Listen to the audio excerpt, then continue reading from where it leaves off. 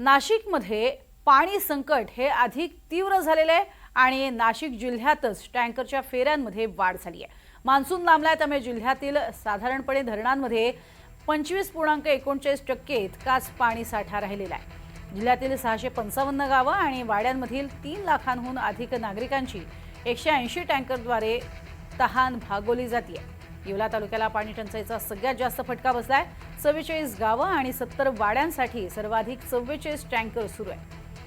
तर वाघाड, भोजापूर, पुणेगाव, भाम, भावली आणि तिसगाव यासारखी धरणं ही तळ गाठण्याच्या उंबरठ्यावर आहेत। हवामान विभागानं 15 जून नंतर मान्सून सक्रिय होण्याची शक्यता वर्तवली आहे। प्रशासनाचा शेतकऱ्यांना पेरणीची घाई करू नका असा देखील सल्ला आहे।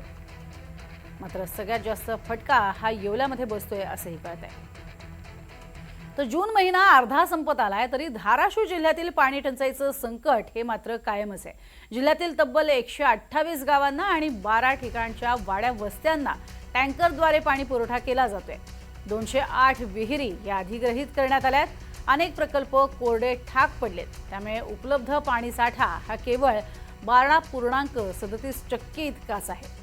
नागरिकांना पिण्याच्या पाण्यासाठी प्रशासनाला 44 प्रकल्पांमधला पाणी हे राखीव ठेवावं लागलेलं आहे। विशेष म्हणजे मागील वर्षी जिल्ह्यामध्ये समाधानकारक आणि काही भागामध्ये सरासरीपेक्षा जास्त पाऊस झालेला होता, त्यामुळे पाणी साठा हा मुबलक होता। मात्र प्रचंड उन्हाळ्यामुळे उकाड्यामुळे बाष्पीभवन झालेलं आहे आणि पाणी साठा हा अटलेला पाहायला मिळतोय।